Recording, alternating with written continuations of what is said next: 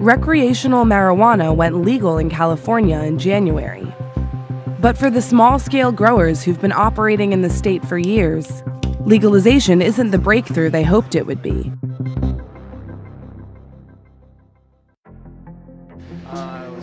When California legalized recreational marijuana, Jason Fleming immediately started to turn his 20 years of experience running grow houses into a fully legal business. So over there, we'll have shipping and receiving. We'll have a little reception over there. His first move was leasing a 10,000 square foot warehouse in Sonoma County. Then he applied for all the necessary permits. And then he waited. And waited some more.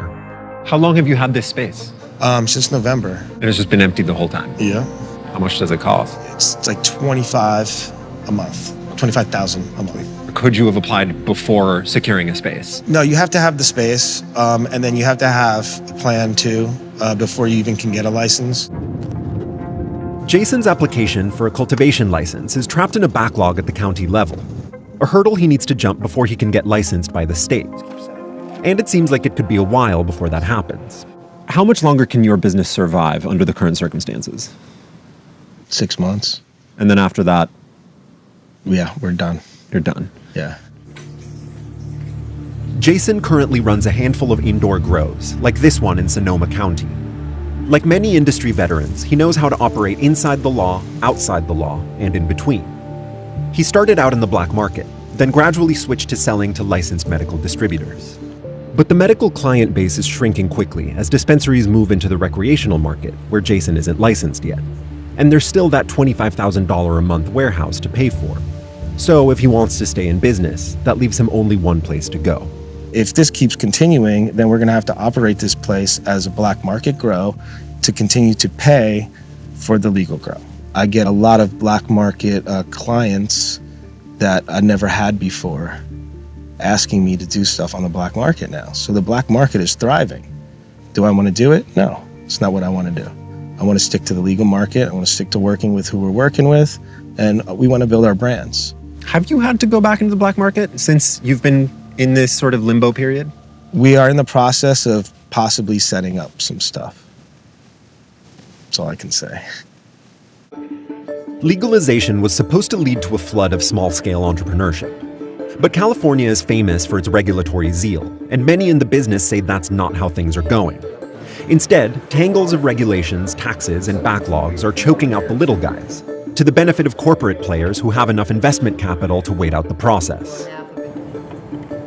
Cal Cannabis, the brand new state agency that regulates cultivation, recently addressed its own backlog by creating temporary permits. So we have this anatomy of a cannabis plant. Okay. But the state's approval is only one link in the chain. Have as many growers entered the legal market or even tried to enter the legal market as you expected? It's not happening at the pace that I envisioned. It's a little less, but it's got to be because of the need to have local authorization. I think that's been the holdup because people have to have that to come in and get a temporary license. In the meantime, it's not only growers who feel they're being pushed away from the legal market. Medical consumers are turning away from dispensaries too, because the new taxes that came with legalization have raised prices by as much as 45%. That's why there's a black market within California that Jason can consider selling to. Both growers and buyers have been turning to underground bazaars known as seshes, like Cloud Sesh, which happens weekly in Oakland. Usually, but not always, someone checks your medical marijuana card at the door. Once you're in, you can buy whatever you'd get at a dispensary for much less. The legal status of seshes is dubious at best, but the authorities have so far turned a blind eye, and they've become a crucial source of income for growers who are struggling to keep their heads above water. The guy who started Cloud Sesh goes only by Doc.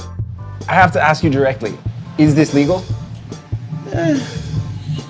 You know, it is in that we can get together and smoke weed with each other. Yeah. And it is in that there's not really anything that says that it's not, but there's also not really a structure or a guideline to actually do what it is that we're doing. As far as gray, it's about as gray as you get. Seshes have existed in one form or another for years, but the fact that they're thriving now is a sign that something's not working. and that the new regulations are closing the door on the very businesses they were supposed to help flourish. It's increasing the black market in California that had almost died out, up until this point. So it's starting to ramp back up now.